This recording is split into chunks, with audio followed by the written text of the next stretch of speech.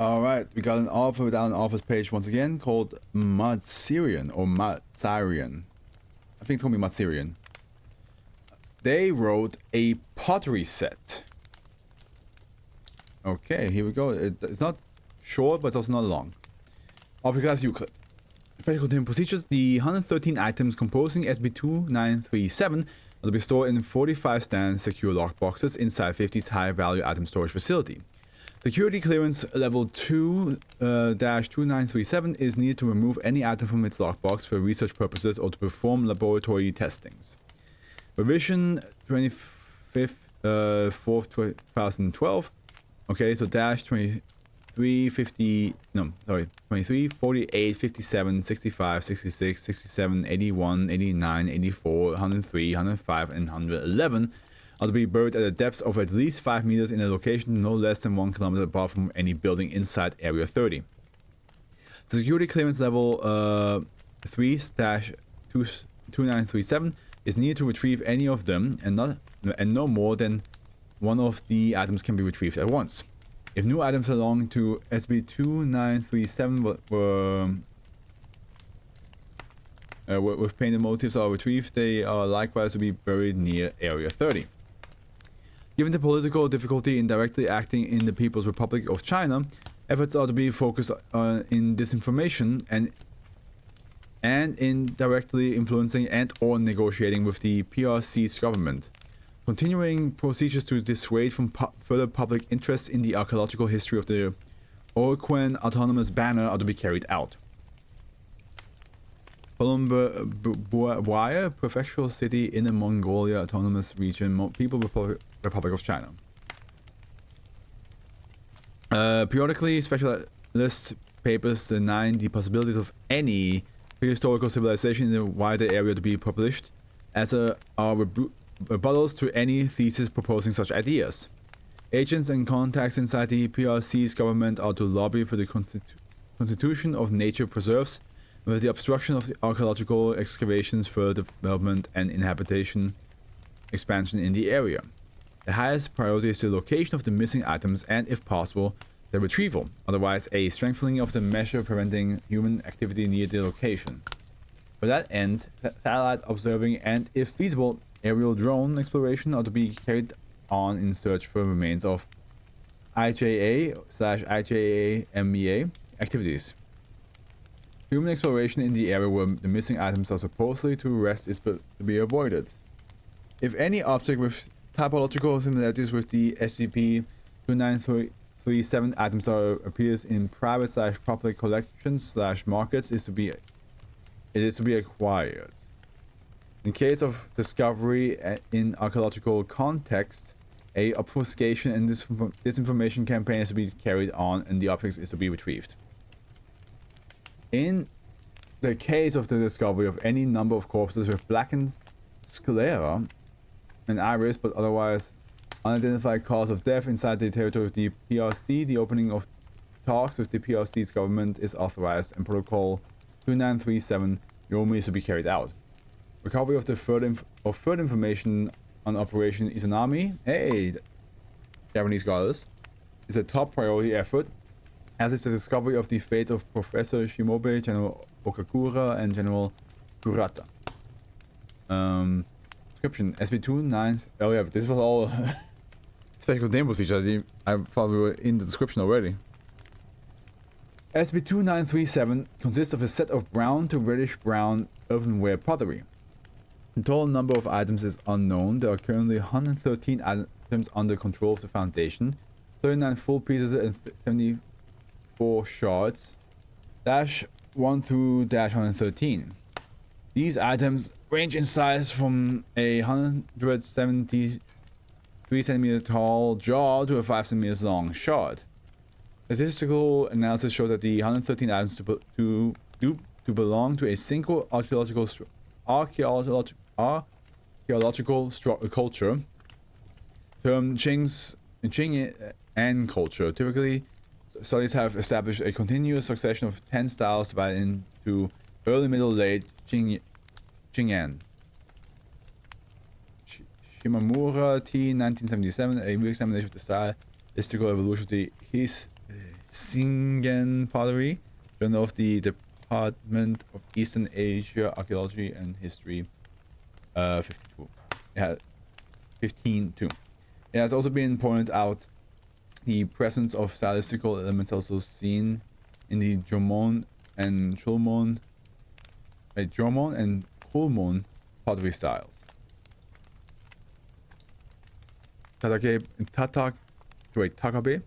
age 1982. The Hisingen, I don't know, culture in the Eastern Asia context, quarterly Asian archaeology, 47. Thermoluminescence, dating has stated that items to a period from 2 years before present. 12 the items, the shards dash 23, 48, 57, 65, 66, 67, 81, 89, 94, 103, 105, and 111 show illustrated motifs painted with black pigment. The fragmentary nature of the pieces to make the interpretation difficult. Since retrieval, these motifs have been shifting inside the corresponding shard at an irregular pace, but averaging around 1 cm/year. So 1 cm per year, gotcha. The pattern moving until a certain point in the shard and then back. Every motif seems to have its own first pattern of movement. And as of the pigment have turned out mostly inconclusive / contradictory with results. It's only clear that it doesn't correspond to any known substance. Recovery. The items composing SCP-2937 were discovered in the northeastern part of the Denshingen province of Manchukuo, current Oichuan Autonomous Banner, during 1937 to 1945 by the Imperial Japanese Abnormal Matter Examination Agency. Hey, the IGMEA, okay. After the end of the Second World War and the solution of the IGMEA, SCP-2937, along with a majority of the anomalous objects under IGMEA control, was transferred to Foundation control and stored in the newly built Site 50 in Kyoto Prefecture. Recovered document 1. Correspondence concerning the Hisingen culture and the project economy. The following document was recovered alongside SCP-2937 on 1945, 10th, 17th, translated from Japanese. So here we have -1. L-1. October 12, 1937. Dear General Curator, as per your directives, the gentlemen from the Abnormal Matters and Examination Agency have arrived. They immediately started examining the retrieved pottery pieces. Professor Shimobu S. is certain that they are related to the Stone Age pottery from the homeland, but also convinced that these pieces precede the homeland once in antiquity. He says that this is proof of the existence of prehistoric Pan-Asian civilization. It may be worth investigating more so as to get more supporting evidence against those who doubt the legitimacy of co-prosperity sphere. Of course, the official line will be that these remains were produced by ancestors of the Yamato race. Professor Shimobe has tentatively classified these pottery pieces under the Hisingen style. Sincerely, General Okakura K. L2? The hell is happening here? This picture got blown out, man. You can barely see anything. July 5th, 1940. Dear General Kurata, last week several large jars with painted motifs were excavated. No complete piece with any painted motif was present in the set of items retrieved for the Foundation. According to Professor Shimobu, the design of these motifs show remarkable similarity to the homeland prehistorical designs. This should be taken as further proof of the continuity between the Hisingen people and the Yamato race.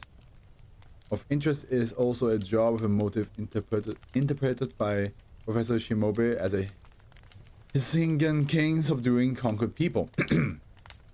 Attached to this a rough sketch on the last motive.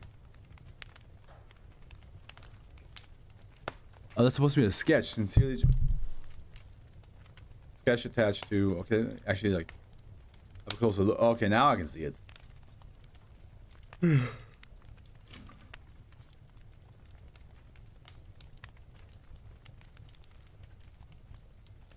Okay, L3. December 19th, 1942, Dr. P. General Kurata. We've been periodically unearthing more painted samples of Hisingen pottery. Several of them show what Professor Shimobu says but was some kind of ritual. I'm attaching a rough sketch of what it is, according to him, one of the more interesting motives. These paintings are truly remarkable. They shift and move around the surface of the vessel, like they were reenacted the rituals they are supposed to illustrate. With these reenactings as reference and its own ethnographical background, Professor Shimobu is certain that he can eventually reproduce the ritual. He has confidence this ritual may become a powerful weapon for the Yamato.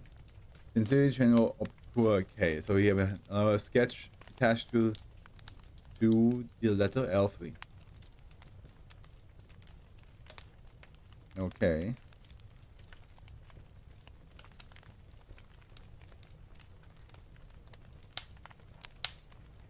L4. September 3rd, 1943.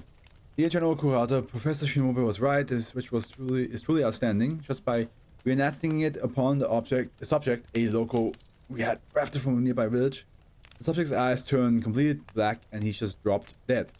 Furthermore, we got reports that at approximately the same time, several locals from the surrounding villages, including people with whom we had no contact at all, also died of mysterious reasons. Their eyes were totally black. Professor Shimobu has hypothesized that thanks to this ritual, the Hisingen people carved a far-reaching empire indeed. Though there haven't been full excavation yet, our troops have found pottery similar to the Hisingen. I don't know how to say that. Hisingen? As far south as Chekyang. For the research is needed, I'm attaching an initial draft with several possibilities of weaponizing this effect. I'm tentatively calling this project as a Project Tsunami. Several possibilities of weaponizing this effect. Wait, what? I'm calling this project. Yep. Where Professor. Okay, I accidentally went back. Professor Shimobu's theories have proven true. For the moment, he can only execute the ritual on a couple of individuals per day, but he says that with practice, he will be able to expand the effect. Additionally, one of the colleagues of Professor Shimobu has shown concern that the Hisingen pottery remains seem to disappear abruptly in the archaeological records, as if the Hisingen civilization had at some point suddenly died. Professor Shimobu says that it is just an artifact of the storage of data. Sincerely, General Otakura. L5. June 26, 1944. Dear General Kurata, I'm distressed to hear about these sudden death cases in the homeland. This confirms one of the Professor Shimobu's hypotheses, and it also confirms my fears. Since of late, the painted pottery has become more active. The designs being in movement all day, and 2 weeks ago the ritual was enacted by itself, without input of Professor Shimobu or of anyone else. Immediately, not only some of the drafted locals, but even our own troops fell dead, the eyes black. This has been happening once every 1 or 2 days since then. And the fact of these sudden deaths in the homeland has made Professor Shimobu certain of another of his hypothesis, that this effect determines its victims by race. According to him, when this effect kills a victim, it also kills a number of individuals of the same race, sometimes considerably far away. Reports of cases of these sudden deaths as far south as Shanghai show that the geographical range of the effect is indeed considerably broad, if there's any range at all. Professor Shinobu is continuing his research and his practice of the ritual. It may now affect as much as a dozen of individuals at once, but in the associated effect may be killing as much as 10 times that number. I think it's safe to say that carrying out Project Izanami is a realistic possibility. We should hurry, however. The tides of war gets more unfavorable to us every day. Sincerely, General Odakura K. L6. June 12, 19... drink and stretch a little bit. Because I'm feeling sleepy again.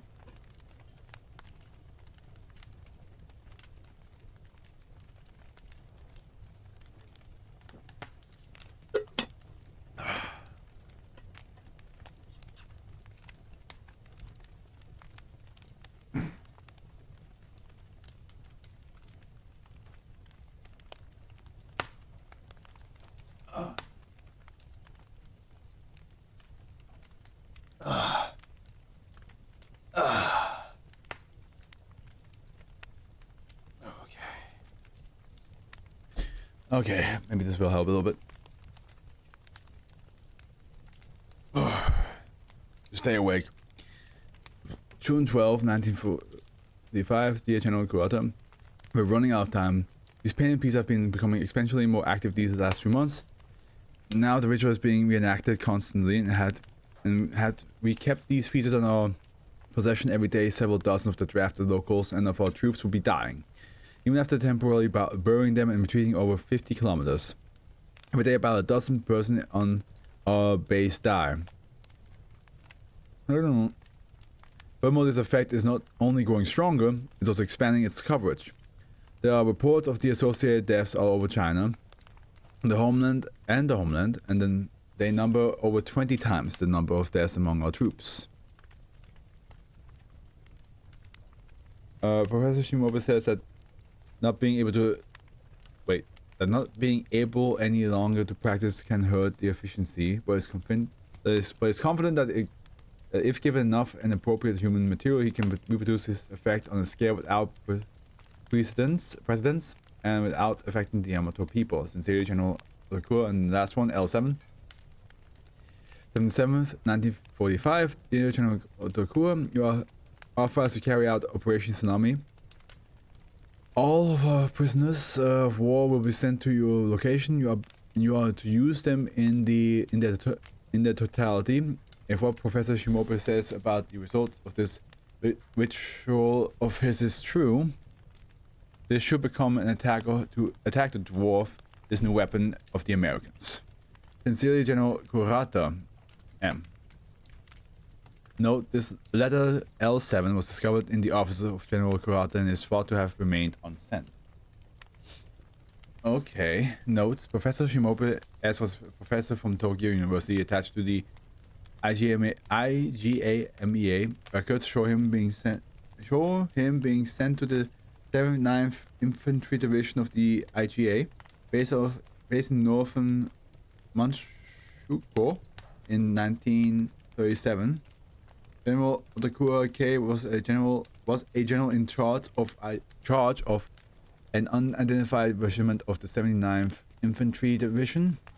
After September 1945, there are no more records concerning him, and his final fate is unknown. General Kurata M was an official in the government of Japan from 1934 to 1945, and is thought to have been a high-ranking officer of the IGMEA. His fate after September 7th, 1945 is unknown. Addendum 1. On the 25th, 4th, 2012, junior researcher Ijima suddenly died during lunch inside 50. Her sclera and iris had turned black and no cause of death could be found. At the same time, a clerk in Fukuoka Prefecture also died of unknown causes and with black sclera and iris. After this incident, inspection of SCP-2937 showed that the painted motifs in the corresponding items were shifting at a pace of around 1 centimeter an hour. The remains and many items showed no charge following this incident. The items with painted motifs were transferred to Area 30. Because I'm a little bit tired right now, I need to reread this tomorrow again. Because I can already feel my eyes like drifting.